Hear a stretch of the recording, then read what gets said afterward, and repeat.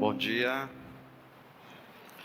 Graça da parte de Deus, que nós não merecemos em nenhuma circunstância, e paz que só Ele pode nos oferecer. Disse inclusive aos seus discípulos: a paz que eu vos dou, ninguém pode oferecer, pode dar. E é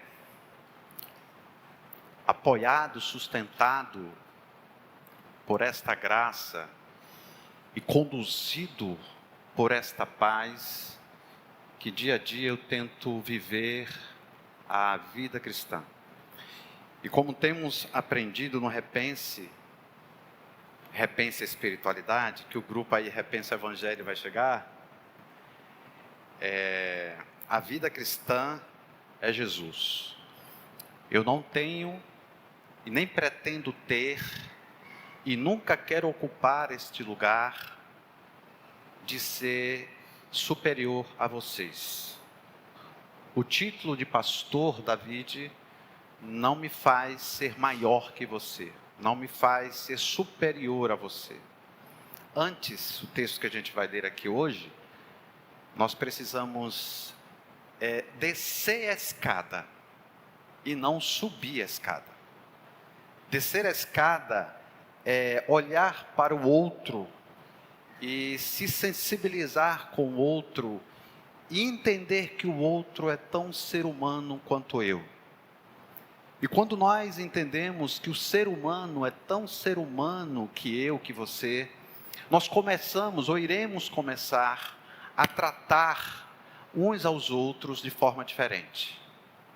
Então que esta graça, que esta paz seja o nosso, não só o nosso fio condutor, mas seja também o nosso elo inquebrável, inseparável, sustentado por Ele em todo o tempo. Quando nós pensamos em comunidade, eu penso numa comunidade de amor, numa comunidade que cuida, que se importa uns com os outros. Tem uma frase do Jung que eu gosto muito, que diz assim: conheça todas as teorias, domine todas as técnicas, mas ao tocar uma alma humana, seja outra alma humana.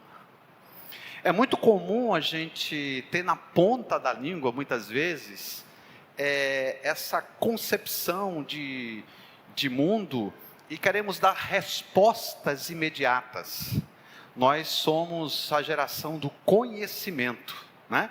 O conhecimento que se renova, que se apresenta sempre novo, né? A gente vive uma crise epistemológica, ou uma crise de conceitos muito grande, né? Em que hoje a ciência afirma uma coisa e depois se percebe que essa coisa que foi afirmada é diferente. E graças a Deus por isso. Eu não sou anti-ciência, tá? Pelo contrário, eu sou a favor da ciência. Inclusive, a Bíblia não se propõe a dar resposta para a ciência. Tá? A Bíblia, ela não se propõe a isso. A Bíblia se propõe a conduzir você ao caminho de encontro permanente com Deus e com o outro. A apresentar esse Jesus do Evangelho. Isso que a Bíblia se propõe. Às vezes as pessoas querem encontrar sustentação científica na Bíblia, às vezes começa a agredir o texto bíblico e a falar asneira por aí. Tá? Então, a nossa caminhada enquanto comunidade de Jesus é uma caminhada de amor, em que eu posso conhecer tudo, mas ao tocar uma alma humana, eu preciso ser outra alma humana. É tentar juntar essa cognição, é tentar pegar o conhecimento e conectar aqui, ó. Juntar o que conhecemos a partir do texto bíblico, a partir da experiência da leitura, ou daquilo que você compreende de Deus, e conectar aqui, ó. Se você tiver o conhecimento de Deus, diz Paulo, por mais que eu tenha todo o conhecimento do mundo, e não tiver amor, isso nada vale. Seria uma coisa efêmera, que se dilui, que se desfaz facilmente. Então a cognição, o conhecimento acerca de Deus precisa ser conectado às nossas sensações, aos nossos sentimentos, precisa provocar os nossos sentimentos, precisa mudar inclusive nossos sentimentos, porque uma coisa é conhecer Deus, uma coisa totalmente diferente é viver esse conhecimento na relação uns com os outros. Isso é muito mais profundo, isso é muito mais intenso, e isso nos dá muita vida. Esta manhã eu me proponho a finalizar, a nossa série de reflexões sobre comunidade, comunidade criando conexões saudáveis. No próximo domingo, nós iremos falar sobre esse período de Páscoa aí que já se aproxima, E aí o tema da nossa série de mensagens vai ser por amor. Então você já sabe que no próximo domingo eu vou falar sobre vida, morte, sacrifício e aquilo que Jesus oferece para nós. E eu quero que você desconstrua isso, tá? Que às vezes a gente pensa que a proposta de Jesus é uma proposta de felicidade neste mundo, de sucesso, de bem-estar, de prosperidade. Eu vi uma pessoa, Felipe me chamou, pai, tu conhece essa pessoa aqui? Não conheço, eu fui ouvir, era muita coisa distante daquilo que é evangelho, em que o culto é centrado na pessoa, em que a celebração é centrada na pessoa, em que a palavra é centrada na pessoa. O culto que é centrado em pessoa é um culto que é dedicado a anticristo. O culto deve ser dedicado a quem? Ao Senhor Jesus. Esse é o culto verdadeiro. As nossas relações precisam ser sustentadas por meio de Jesus, não por meio dos meus interesses, da minha autopromoção, da minha satisfação. Isso não é evangelho. Isso não quer dizer que eu abandone a minha satisfação, isso não quer dizer que eu abandone o meu bem-estar, que Deus nos dá graça para que vivamos bem-estar, mas essa não é a proposta principal do evangelho. A partir disto, eu queria que você abrisse sua Bíblia em Filipenses capítulo 2, que eu só iniciei na semana passada, mas eu queria que você abrisse aí para a gente finalizar nesta manhã.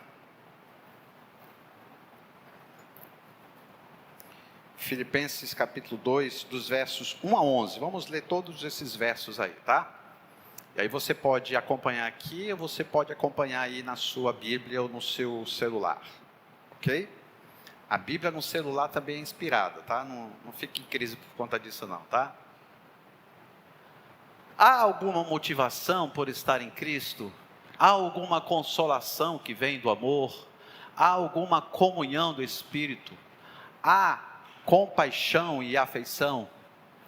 Então completem minha alegria concordando sinceramente uns com os outros, amando-se mutuamente e trabalhando juntos com a mesma forma de pensar e um só propósito. Então não sejam egoístas, nem tentem impressionar ninguém, sejam humildes e considerem os outros mais importantes que vocês. Não procure apenas os próprios interesses, mas preocupem-se também com os interesses alheios. Tenham a mesma atitude demonstrada por Cristo Jesus, que embora sendo Deus, não considerou ser igual a Deus considerou ser igual a Deus fosse algo a que devesse se apegar, se valer. Em vez disso, esvaziou a si mesmo, assumiu a posição de escravo e nasceu como um ser humano. quando veio em forma humana, humilhou-se e foi obediente até a morte, e morte de cruz. Por isso Deus o elevou ao lugar de mais alta honra e lhe deu o nome que está acima de todos os nomes, para que ao nome de Jesus todo joelho se dobre nos céus, na terra e debaixo da terra. E toda língua declare que Jesus Cristo é Senhor, para a glória de Deus Pai. Obrigado, Senhor. Obrigado por tua palavra. Obrigado por entendermos que ela continua sendo palavra de Deus. Que possamos, dia a dia, não apenas ler a tua palavra, mas que possamos estudar a tua palavra. E que nesta manhã possamos ter a compreensão da tua proposta, ter a compreensão do que seria de fato ser comunidade, a partir do modelo que nunca se maculou, o modelo de Jesus, teu Filho. Amém. Gente, quando nós olhamos esse texto bíblico, eu quero começar já pulando aqui os textos e ler os versos 6 em diante. Diz assim: embora sendo Deus, não considerou que ser igual a Deus fosse algo a que se devesse se apegar. Talvez na sua versão aí tenha assim, ele não usurpou. A palavra usurpar ele não se apropriou da natureza divina. Ele não roubou a natureza divina. Ele não foi lá e pegou a natureza divina. Jesus sempre foi Deus, e mesmo sendo ser humano, ele ainda continuou sendo Deus. E como é que aconteceu isso? Como é que Deus, sendo Deus em Jesus, né? Ele também viveu a natureza humana. Como é que a gente pode compreender que Jesus foi Deus e ser humano ao mesmo tempo? Né? Como é que a gente pode entender isso? Então vamos por parte para que você possa compreender. Então, primeiramente, a gente precisa entender que esta palavra, quando diz embora sendo Deus, não considerou, não usurpou ser igual a Deus, é que primeiramente Jesus foi igualmente a Deus. E esta essência de Deus nunca pôde ser deixada para trás. Ele nunca, quando ele se encarnou, ele não deixou de ser Deus. Ele não abandonou esse ser de Deus para viver a sua natureza humana. A diferença de Jesus é o seguinte, é que ele não trouxe a natureza divina para se satisfazer. Ele não usou a natureza divina, não se utilizou da sua natureza divina para o seu bem-estar. Ele não pegou a natureza divina, né, para se autopromover. A natureza divina manifestada em Jesus, Jesus Deus, foi para servir. E a Bíblia diz, inclusive o texto diz que ele se esvaziou. Isso é tão profundo quando nós compreendemos isso, é que Jesus, ele, à medida que ele foi entregando, que ele foi doando, que ele foi se apresentando nas relações, em que ele foi se entregando às pessoas, ele foi se esvaziando, e a morte de Jesus foi a consumação total do esvaziamento dele. Então Jesus poderia ter nascido, gente, num palácio, mas ele nasceu em bostas de animais. Jesus, inclusive, ele poderia crescer, se desenvolver em um ambiente muito propício propício à luxúria, muito propício à riqueza, muito propício ao bem-estar, mas ele decidiu crescer na carpintaria. Jesus poderia ter morrido, né? E ele só morreu dignamente porque o túmulo dele foi comprado por outra pessoa, porque a turma dele não tinha grana para comprar um túmulo decente para Jesus. A turma de Jesus era a turma dos pobres. Ele poderia ter uma morte mais suave, mais tranquila. Se é que existe morte mais tranquila, né? Mas o percurso de Jesus foi um percurso de crueldade. Foi um percurso de crueldade, de se tornar maldito. Toda pessoa que era pregada naquela cruz era considerada maldita. E Jesus se fez maldito, para que nenhuma maldição chegasse até nós. Por isso que Paulo fala em Romanos capítulo 8, portanto, não há nenhuma condenação para aqueles que estão em Cristo Jesus, nosso Senhor. Não existe maldição, não existe penalidades, existe companhia permanente, existe presença permanente de Deus. Existe misericórdia se renovando, existe graça que se manifesta todos os dias, existe um amor que não está condicionado à nossa performance espiritual, a nós sermos bonzinhos ou mauzinhos. Existe a presença dele independentemente do que somos. Sabe quando as pessoas às vezes falam para você, você foi cruel, você foi difícil, ou você é difícil. Sabe que as pessoas gostam de nomear as pessoas, né? E definir as pessoas, né? Você é esta pessoa. Jesus olha para você e diz assim: eu morri por você, eu vejo o meu sangue em você, e você é mais importante do que qualquer coisa.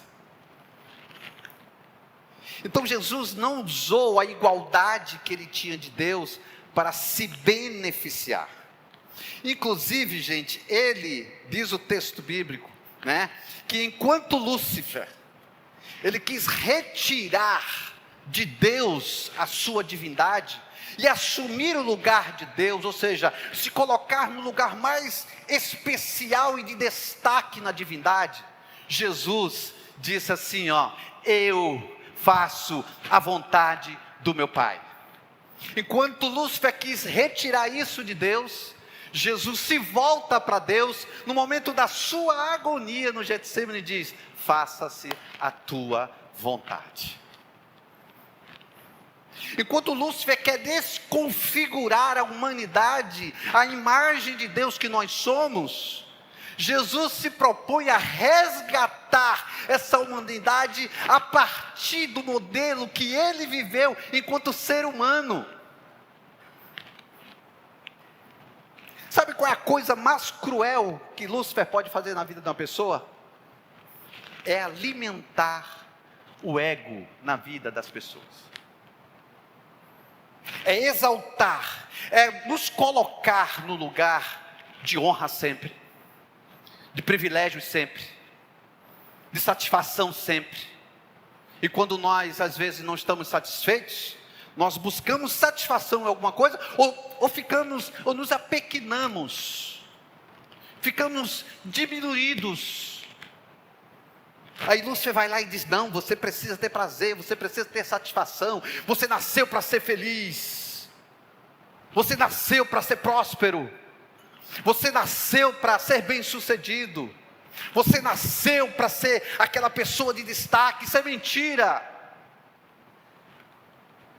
Enquanto Lúcifer quer extrair a humanidade de você, Jesus quer devolver a humanidade dele para você. E isso é um percurso.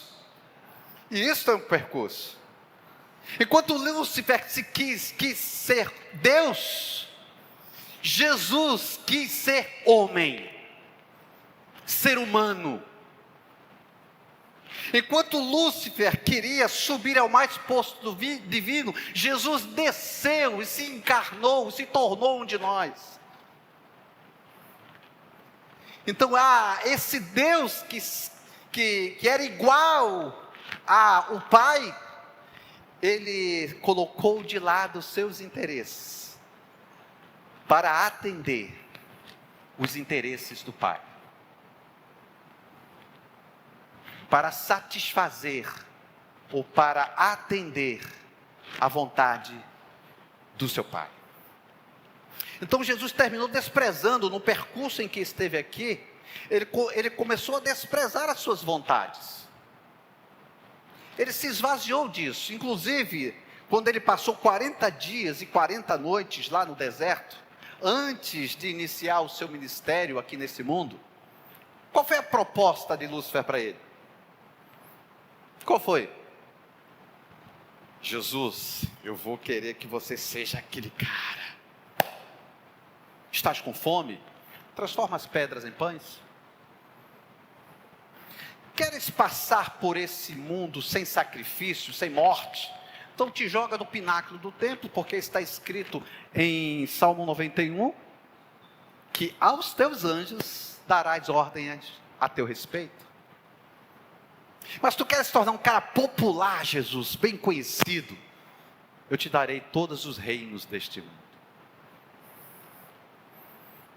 Resgate do ego, resgate do eu. Só que com Jesus não tinha resgate, não tinha nada, porque Ele era o próprio Deus e o ser humano perfeito, em que quando olhava para o ser humano, ele entendia que o que unia este ser humano, que aproximava esse ser humano dele, era o amor que ele tinha por este ser humano, independentemente deste ser humano. Então Jesus nasceu. Ele nasceu para demonstrar e manifestar a glória de Deus à humanidade, a se mostrar Deus, mas ao mesmo tempo se mostrar homem. A esse Deus que se manifestou em carne e que as pessoas pudessem tocar nele, disse assim: esse é Deus. Pudesse sentir a textura da sua pele, da sua manifestação em carne. Pudesse abraçar Deus, sentir Deus no abraço. Pudesse sentir Deus com o seu perfume.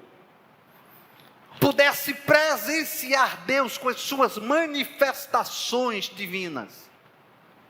Pudesse compreender o modelo de humanidade que Ele estava apresentando para os seres humanos.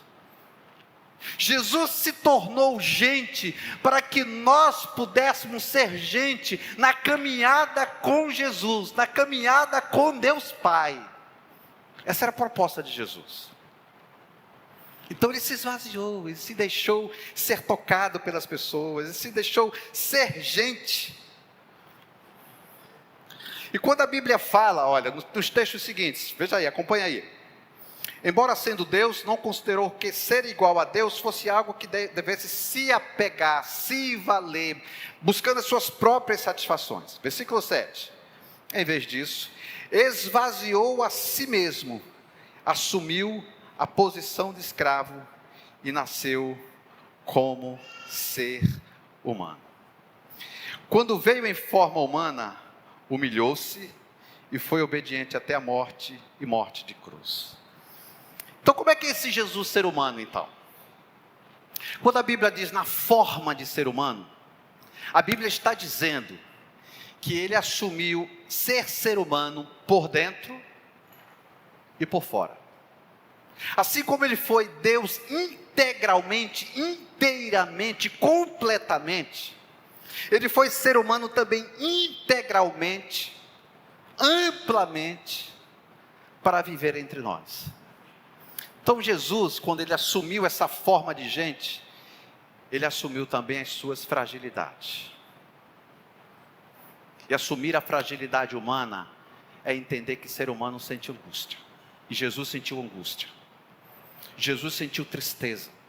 Quando ele viu o povo de Jerusalém, e disse: Jerusalém, Jerusalém, quantas vezes quis eu juntar vocês como a galinha junta os seus pintinhos.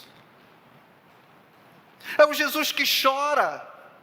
É o Jesus que tem amigos e chora pelo falecimento do seu amigo Lázaro. É o Jesus que fica cansado e que se submete à vulnerabilidade da vida quando deitou naquele barquinho lá e a tempestade começou a se agitar. É o Jesus que se deixou ser vulnerável, como ser humano, como gente. Então, quando você sente angústia, Ele sabe o que é angústia. E Ele não despreza você por sentir angústia. E Ele não nomeia e coloca um chapéu, um boné, uma fita na sua testa, dizendo: você é fraco. Quando você está em desespero, Jesus não te despreza, porque Ele sabe e viveu o desespero. O desespero a ponto de dizer: Pai, se for possível, afasta de mim este cálice. Quando você sente ansiedade por algo que você ainda não abraçou, mas gostaria de abraçar, e às vezes termina se aprisionando dentro das suas próprias ansiedades, Jesus sabe o que é isso, porque Ele viveu a humanidade. Quando você não tem mais força para se levantar e trabalhar, e encarar o seu chefe que é cruel, o seu chefe que é difícil, uma pessoa extremamente cruel, ou quando você volta para a sua casa e encontra a sua família desestruturada, Jesus sabe o que você sente. Jesus reconhece as suas limitações. Jesus sabe das suas fragilidades. E Ele não afasta você pelo fato de você ser frágil, porque Ele também assumiu a sua fragilidade. Jesus não despreza a fragilidade de ninguém. Não saia daqui pensando que você é autossuficiente, porque você um dia entendeu que Jesus morou no seu coração, e que bom por isso. E como é legal saber disso, é a certeza disso, que Jesus mora em nós. Mas Jesus mora em nós não é para tirar de você a sua humanidade, as suas fragilidades. É para te dizer: a minha graça te basta, porque o meu poder se aperfeiçoa na fraqueza. É isso que Jesus diz para você. Então talvez a sua família, alguém chegue com você, até mesmo o seu amigo, a sua amiga, diga assim: deixa de frescura, levanta, para de chorar, enfrenta as pessoas, cabeça erguida. Cabeça erguida. Como ter cabeça erguida? Se você não tem mais força nem para se levantar da cama às vezes. Como acreditar às vezes na vida, nas pessoas, se muitas vezes você foi machucada por essas pessoas, ou machucada por tanta gente. Como acreditar no casamento, quando você olha para o modelo de casamento dos seus pais. Como acreditar nos relacionamentos saudáveis, que você foi vítima tantas vezes de relacionamentos abusivos. Mas o Deus que assumiu a sua humanidade por dentro e por fora, não julga você por você se sentir fraco. Mas Ele diz: eu sei o que é isso, porque muitas das coisas que você viveu, Jesus também viveu. Não anule, não despreze, não abandone a sua humanidade. E aonde eu quero chegar com tudo isso? Mostrando quem era Jesus, né? Porque Jesus deve ser a nossa inspiração, o nosso modelo. Porque se a gente olhar para Jesus, e Jesus não for a nossa inspiração e o nosso modelo, a nossa fé é morta. Nós precisamos pisar onde Jesus pisou, seguir o modelo de Jesus. Jesus é o modelo para mim. Jesus é o modelo para mim. E não há nenhum problema se você chegar com o pastor, mas aquela pessoa ali é modelo para mim. Ok, mas cuidado, que esse modelo um dia pode ser manchado. O modelo de Jesus nunca mancha. Você nunca vai se decepcionar com Jesus. Você vai se decepcionar com Jesus quando a religião vendeu, apresentou um Jesus totalmente desconfigurado para você. Aí você vai se decepcionar com Deus. Você vai se decepcionar com Jesus. Inclusive tem um livro, Decepcionados com Deus, até recomendo. Então como é que nós vivemos a vida então? Como é que nós queremos ser comunidade saudável então? Como é que nós entendemos que... Eu falei aqui para os líderes da igreja ontem, eu disse assim, se você escolhesse uma palavra para definir a vida, qual seria a palavra? Que igreja é a vida para você? Quando você olha, vou para a vida hoje, vou estar com a vida hoje, qual a palavra que chega para você? É comunidade saudável? É um ambiente em que você cresce na graça, no conhecimento de Deus? É isso?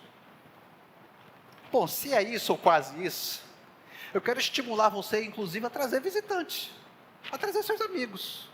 Você não se sente agradável aqui? Não é gostoso o ambiente aqui? A gente fala de dinheiro porque a gente tem que pagar nossas contas. Nós falamos de dinheiro porque nós somos uma instituição.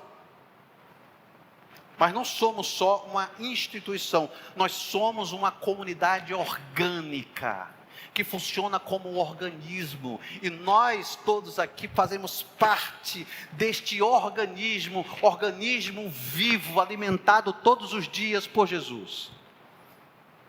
Isso é ser igreja. E aí quando você volta aí para alguns versículos anteriores, e por isso, propositadamente eu pulei, aí você vai para o versículo 3, que diz assim: não sejam egoístas. Inclusive, Jesus poderia usar sua divindade de forma egoísta. Jesus, por ser igual a Deus, poderia se valer dessa igualdade para se satisfazer egoisticamente. Então, quando Paulo diz, não sejam egoístas, ele apresenta logo em seguida um modelo de divindade que não era egoísta, um modelo de divindade que se propunha a servir, um modelo de divindade que, apesar das nossas fraquezas e pecados, apesar das nossas fragilidades e deslizes, ele continua nos amando. Então o que poderia separar Deus de nós? Não existe mais nada que possa separar Deus de nós, não deveria. Porque Paulo inclusive vai dizer isso. Quem pode nos separar do amor de Deus que está em Cristo Jesus?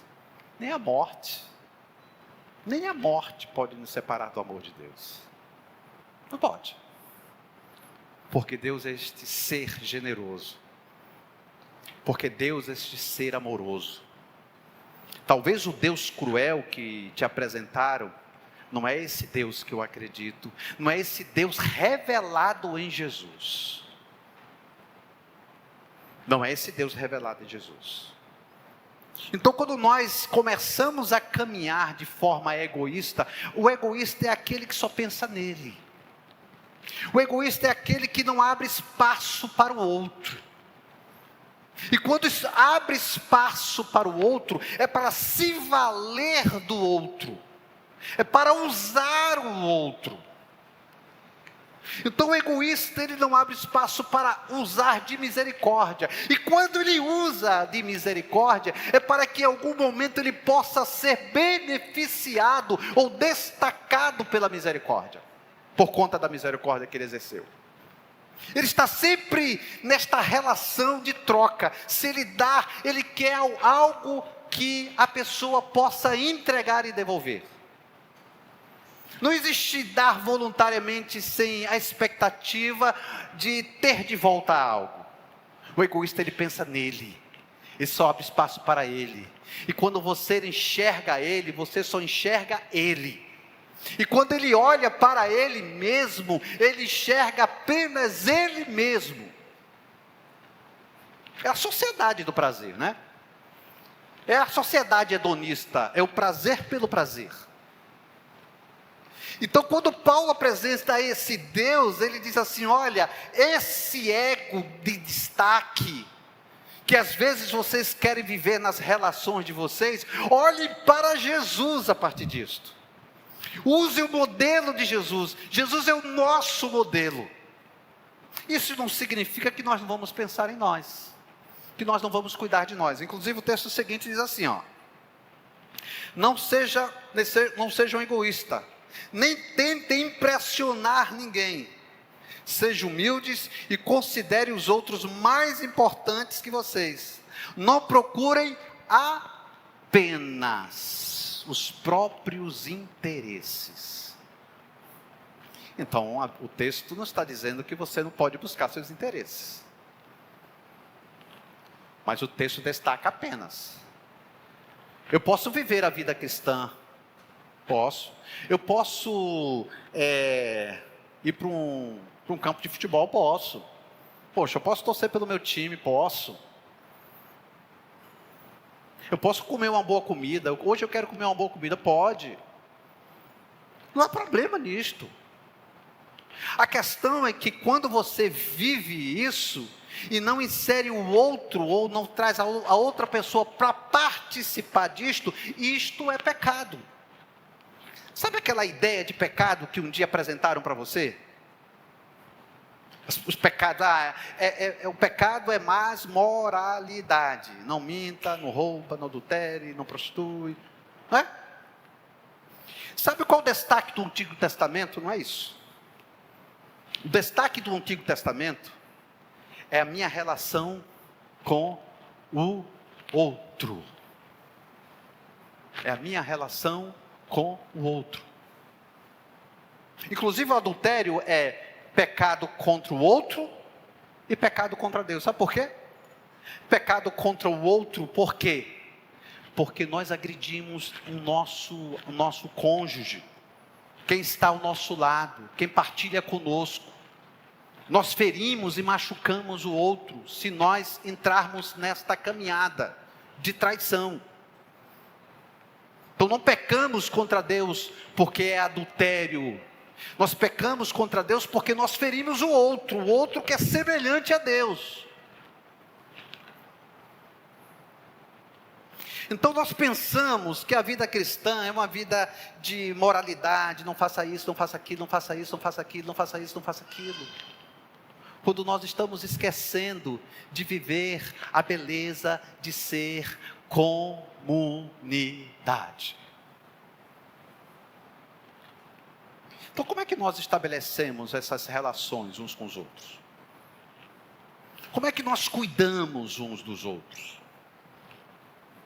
Nós temos insistido aqui no pequeno grupo, porque nós entendemos que são ambientes que nós queremos criar para que você seja cuidado, para que você seja ouvido, para que você seja abraçado, para que você cresça na graça e no conhecimento de Deus. Esse é o objetivo. É para que você seja suporte uns dos outros. É para que quando um está fraco, diz: não, vamos lá, eu estou aqui do seu lado, levanta, eu vou te levantar aqui. Eu quero caminhar junto com você. Não é para críticas, não é para julgamento, não é para sentença. É para viver a dimensão e a beleza da vida cristã. Focado em Jesus, focado na palavra de Deus, mas focado no exercício do amor e do cuidado uns com os outros. E só assim seremos comunidades saudáveis. Eu queria que você pensasse e saísse daqui na direção do que hoje aquece o seu coração quando você vive o seu mundo e a sua existência. O que aquece seu coração? O que aquece meu coração é a minha profissão porque eu gosto dela. O que mais? O que aquece meu coração é o meu casamento porque eu amo meu esposo, eu amo minha esposa. O que mais? O que aquece meu coração é porque eu chego na minha casa e, poxa, eu tenho um ambiente agradável para descansar. O que mais? Porque eu tenho um bom salário, tenho um bom sustento, tenho um bom emprego, tenho uma estabilidade financeira, isso me satisfaz. O que mais? Quando você elenca tudo aquilo que te satisfaz, será que há espaço para viver as relações uns com os outros? Como anda a sua caminhada comunitária? Como você está vivendo aquilo que Jesus viveu e entendeu que era importante? Jesus tinha a sua comunidade. A comunidade de 3, a comunidade dos 12, a comunidade dos 70, e depois essa comunidade se tornou uma comunidade de multidão de discípulos. Jesus tinha relacionamento com a multidão de discípulos? Não tinha nem tempo para isso. Mas Jesus tinha os mais próximos dele. Quem eram os mais próximos de Jesus? Pedro, Tiago e João.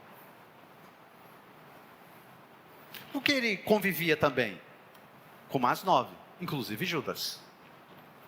Com quem você convive? Quais são as pessoas que podem escutar você? Em que momento você abriu espaço para ser cuidado, para ser ouvido? Em que momento você abriu espaço no seu caminho para caminhar com alguém? Em que momento foi isso? Em que momento abrimos espaço para os outros, para ser comunidade uns com os outros? Em que momento a gente abriu o nosso coração para sermos curados uns com os outros?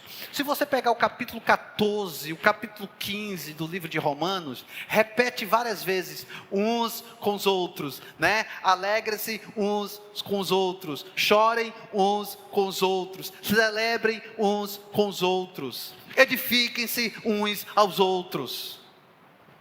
Quando você pega o capítulo 14 e 15 do livro de João também, você vai ver que Jesus se preocupou e o discurso final de Jesus foi o quê? Amem uns aos outros, e só assim as pessoas conseguirão enxergar que verdadeiramente vocês são meus discípulos. Então a comunidade que Jesus desenhou para nós foi uma comunidade de amor.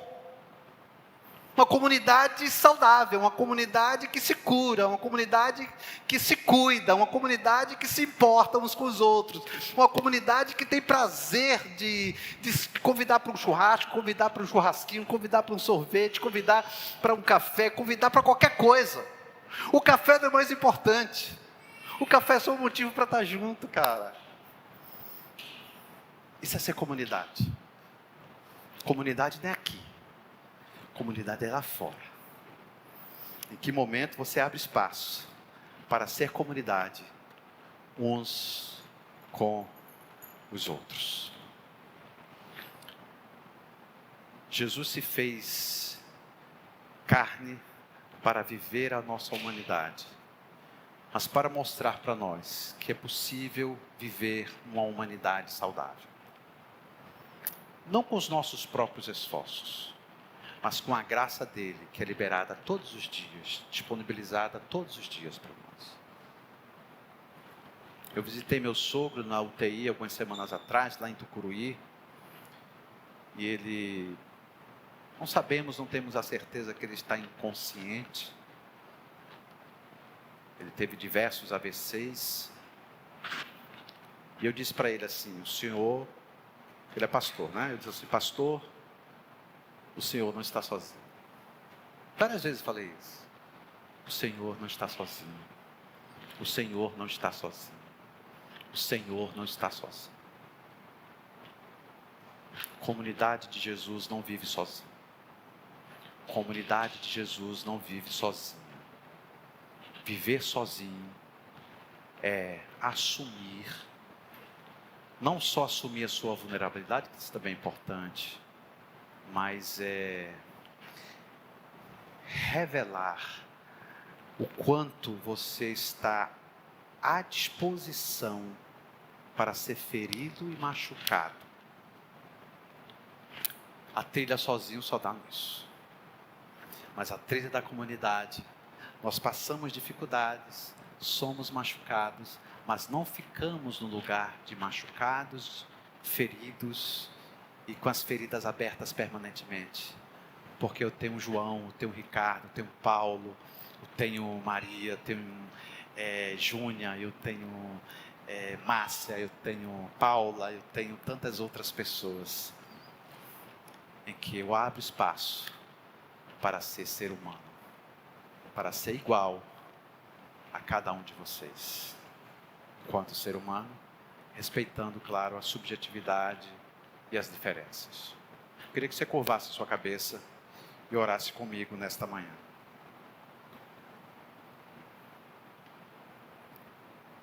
Que você possa abrir espaço para o serviço, e não há serviço sem sacrifício. Não tem como ser comunidade sem sacrifício.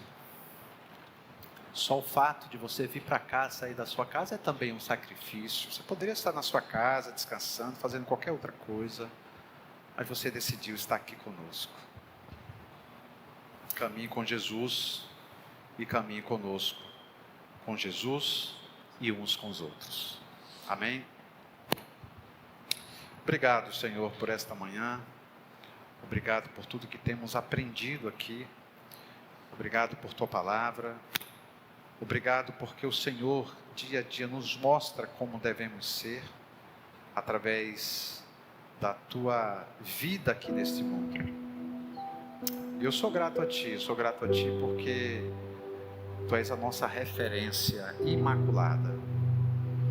Nós podemos nos frustrar uns com os outros. Nós podemos ficar tristes uns com os outros.